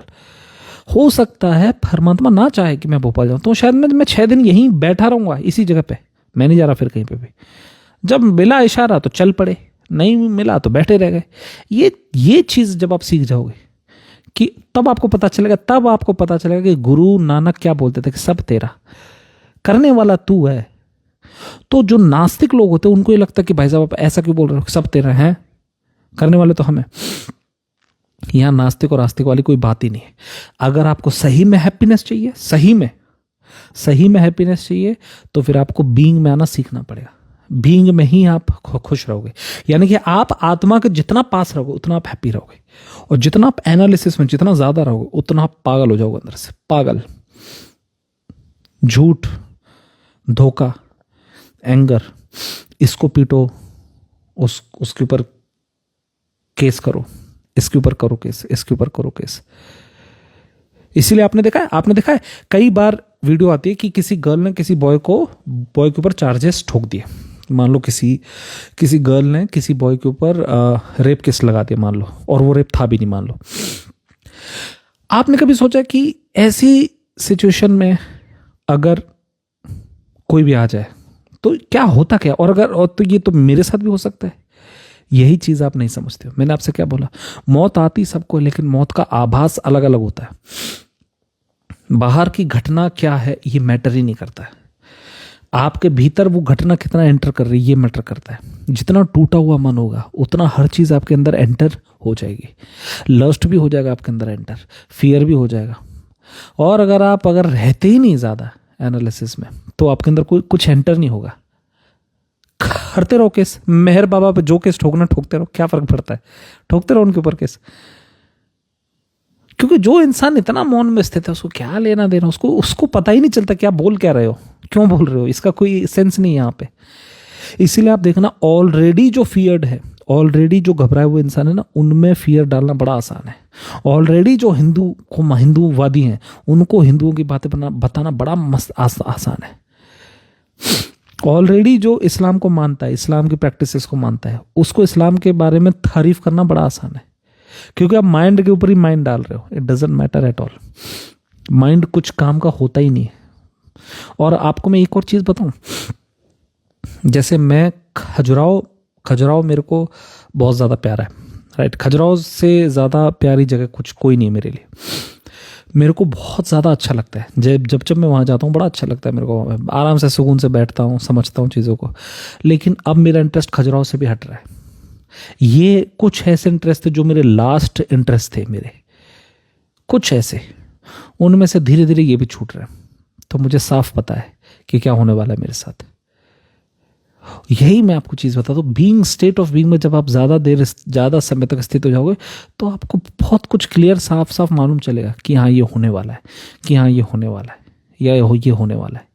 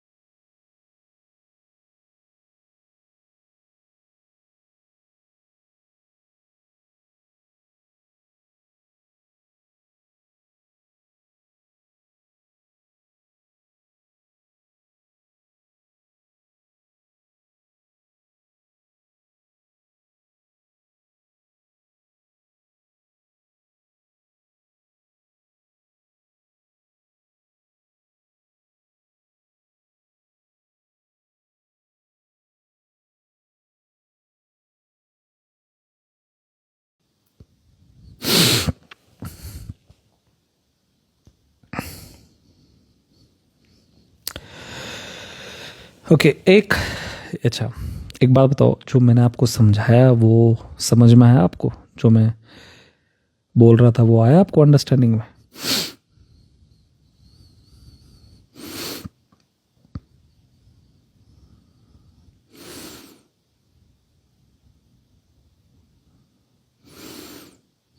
Nice nice.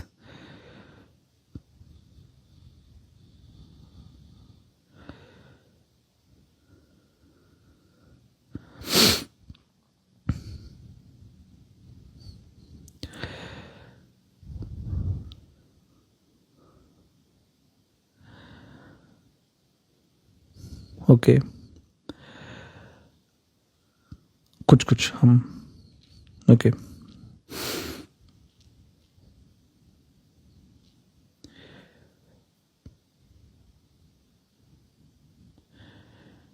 थोड़ा थोड़ा ठीक है।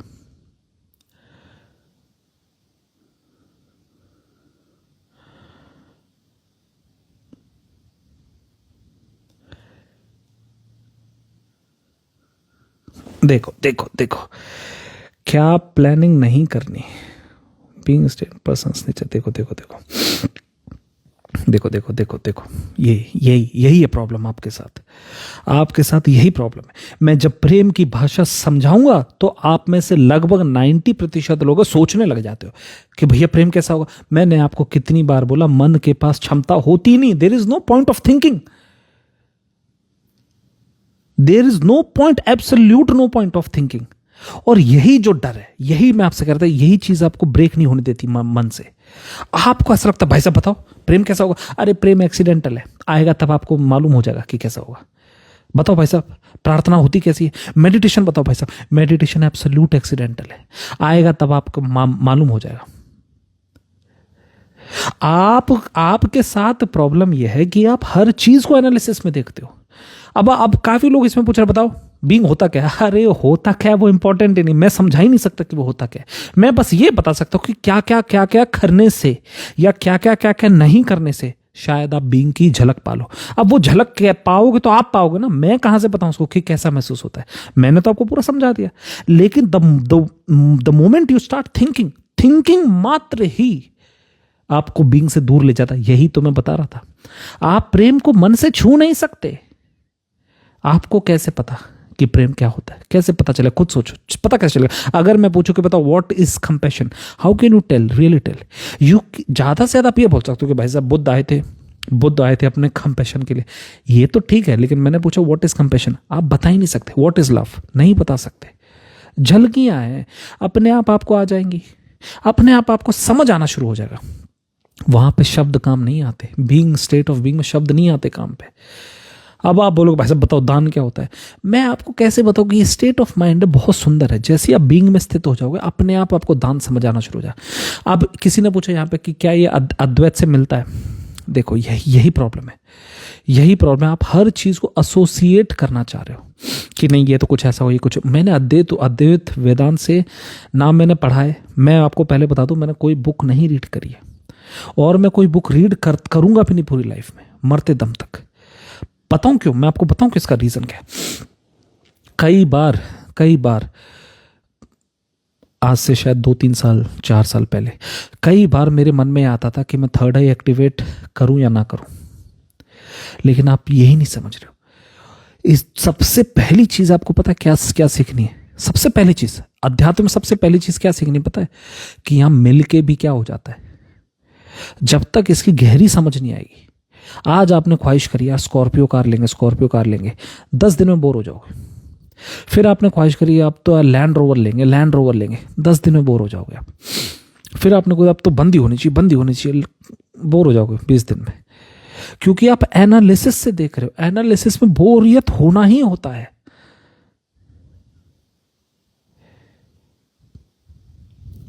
एनालिसिस से आप हर चीज को छूते हो, छूना नहीं होता यहां पे। देखो तो मैं ये सोचता था कि यार थर्ड आई को एक्टिवेशन पे काम करें क्या, लेकिन मैंने, आप यकीन मानोगे, इवन इफ आई वांट, मैंने कितनी भी कोशिश करी हो, I have failed all the time. तब मुझे समझ आया कि सुरजीत सिंह यहाँ पे सिर्फ और सिर्फ एक ही चीज काम आती है और वो होता है एब्सोल्यूट ऑथेंटिसिटी। बोल्ड ऑथेंटिसिटी ही है जो आपको यहाँ पे राजा बना के रखती है। तब मुझे समझ आ गई ये चीजें। अच्छा तो ये गलती तो मैं नहीं करने वाला।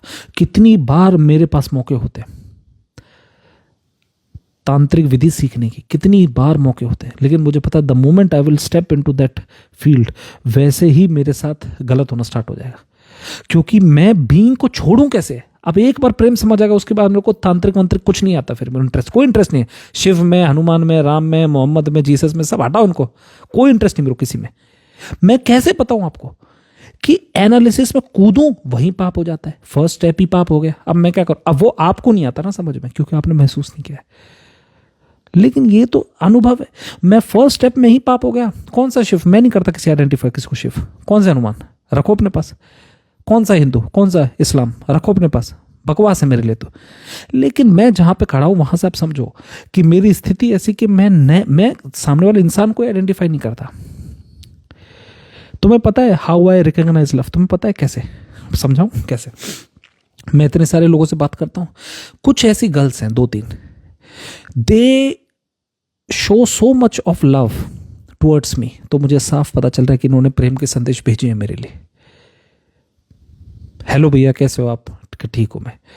हर लाइफ में आएंगे, हर लाइफ में एक उसी प्रकार से बॉयज है। एक ये बॉय है राजदीप सिंह राजावत नाम का लड़का है, अभी यू देता है राइट, और भी है। साफ दिखता है प्रेम है, साफ। तो मुझे पता है ये इन्हीं की, ये अब ये एक्सीडेंटल है। मैंने थोड़ी इनको बोला है कि यू लव मी, मैंने तो नहीं बोला है। तो है ये कमल मोटवानी, साफ दिखता है too much of love for me, साफ दिखाई देता है। तो मैं क्या करूं? तो आप समझे नहीं, मैंने कभी नहीं बुलाया ना मैंने कभी सोचा, लेकिन the moment I will look अगर मैंने निगाह भर के देख लिया ना इनको, वहीं पे पाप हो जाएगा मेरे से। सही अर्थ में रिवर्ट बैक होता ही नहीं प्रेम। सही अर्थ में there is no revert back.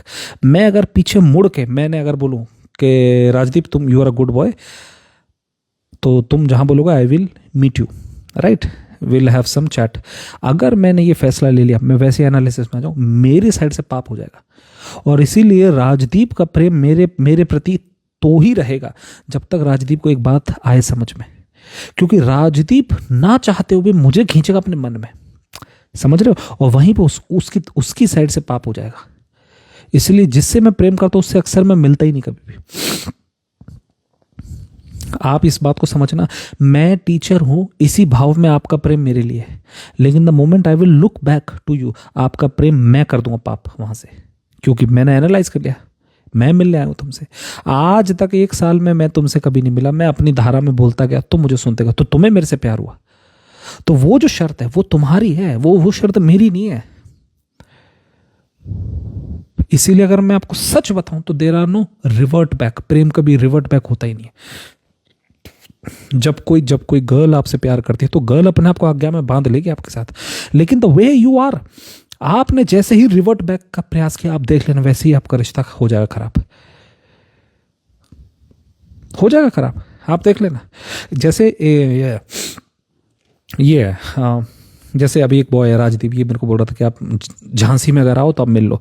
मुझे पता, मैं बता तो क्या होगा झांसी में, अगर मैं इससे मिल लिया तो मैं जैसे ही मिलने जाऊंगा वैसे ही क्या करेगा, ये मिलने के भाव में आ जाएगा।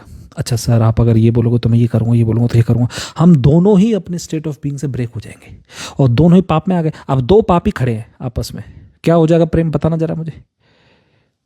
सारे प्रेम एक्सीडेंटल होते हैं। आप जितना मिलने का प्रयास करोगे उतना आप एनालिसिस में आ जाओगे। लो खत्म, करो अब ड्रामा। सारे प्रेम खूबसूरत पल एक्सीडेंटल होंगे। और ये शब्द you are fearful of the word accidental, भाई साहब बताओ क्या ये हिंदुओं में लिखा है, वेदों में लिखा है, अद्वैत में लिखा है? The moment you start defining anything will break its essence on the spot, खत्म हो जाएगा। एक्सीडेंटल है हर चीज यहां पे, प्रेम एक्सीडेंटल है। ऐसा नहीं कि मेरे बाद ऑसमनेस ऑसम वाले बंदे आएंगे, नहीं आएंगे, आएंगे जरूर आएंगे। आप में से ही काफी लोग हैं, मेरे को दिखता है, they will be awesome speaker, आएंगे वो लोग भी। लेकिन यही तो राज है जिंदगी के, यही पल है। एक्सीडेंटल को लगाओ गले अपने, हर चीज, हर खूबसूरत चीज एक्सीडेंट। अब देखो खुद सोचो ना, इस बात को समझो। आप एक किसी गर्ल को प्यार करते हो, you try to recreate that moment. आप मान लो राहुल मिला अंजलि से, उन दोनों के बीच में बहुत प्रेम था। कब? वेडनेसडे 1 जनवरी मान लो, है ना। I challenge both of them कि दोबारा से रिक्रिएट करके दिखाओ। तुम आयोजन तो कर लोगे, सेम रेस्टोरेंट में जाओगे, सेम रेस्टोरेंट में बैठ जाओ, सेम खाना ऑर्डर कर लोगे, लेकिन वो पल दोबारा नहीं ला पाओगे। पता है क्यों? क्योंकि now you have touched with mind. अब तो तुमने छू दिया, हम करेंगे। हम का भाव क्यों है आप में? हम करेंगे, अब हम जाएंगे और भाई साहब हम we will recreate this moment. Anniversary मनाते हैं लोग, very stupid idea, very stupid. Beautiful moments को रिक्रिएट आप कर ही नहीं सकते। ट्रूली कोई ब्यूटीफुल होगा तो वो बस है, उसमें कोई रिक्रिएशन जैसी होती नहीं है कोई भी चीज़, सिंपल। तो इसीलिए मैं अगर आपसे पूछूं भी ना कि बताओ ये चीज़ आपको अंडरस्टैंडिंग में आई कि नहीं, तो भी मत छूना उसको, माइंड से छूना मत। आप पहले तो ये समझो तो सही, सवाल आए तो आने दो, तुम मत लाओ उसको। तुम थोड़ा सा भी गौर से करो तो आप लाते हो सवाल। अच्छा ये अच्छा अभी ये पूछ रहे हैं कि if you have any queries ask me, but there is no point. आपके पास सच में कोई क्वेश्चन हो तो ही पूछा करो, आप पैदा मत करना उसको। यहीं से सीखना सीखो चीज़ों को। मैं आपको फिर से बता रहा हूँ, आई रिपीट इट अगेन, जैसे ही आप बीइंग की प्रैक्टिस में आ जाओगे ना, आपकी ज़िंदगी में घटनाएं बहुत कम होंगी। आप मानोगे नहीं, मेरे को महीने भर तक एक इंसान मिल पाता है, एक इंसान मिलने आएगा पूरे महीने भर में। ऐसा लगा महीना कब बीत गया पता ही नहीं चला, ब्लैंक हो गया पूरा। लेकिन जब मैं पहले था तब बड़ा मजा था। राहुल कहाँ है, आजा खेलने जाएंगे। राहुल कहाँ है, सुन एक काम कर, बॉल है तेरे पास, लेके आ उसको, आज वॉलीबॉल खेलेंगे। ये क्रिएशन मैं करता ही रहा, करने में आप समझ नहीं पाओगे राज मिस आउट हो जाओगे। यही मैं आपको इतनी देर से समझा रहा था। मैं इतना सा एक्शन नहीं लेता अपनी तरफ से, क्योंकि मैंने अगर सोचा कि मैं ये करूं, क्या करते ही आ जाएगा भाव, करते ही एनालिसिस का भाव आ जाएगा। And this is why let me also clear something very important. हर इंसान बड़े से हो सकता है मेरी कल मौत हो जाए, फिर क्या करोगे आप? हो गई तो हो गई। Everything was accidental. आपने सीखा या ना सीखा, it doesn't matter to me at all. मेरा काम है आपको देना, मैं पीछे मुड़ के देख नहीं सकता आपको कि बताओ आप में से कौन कौन है जो मेरे से प्रेम करता है, चलो हाथ खड़े करो। नहीं, मैं ये नहीं कर सकता। मेरा काम नहीं, पीछे देखते ही वो चीज खत्म हो जाएगी, वो एहसास, एसेंस ब्रेक हो जाएगा।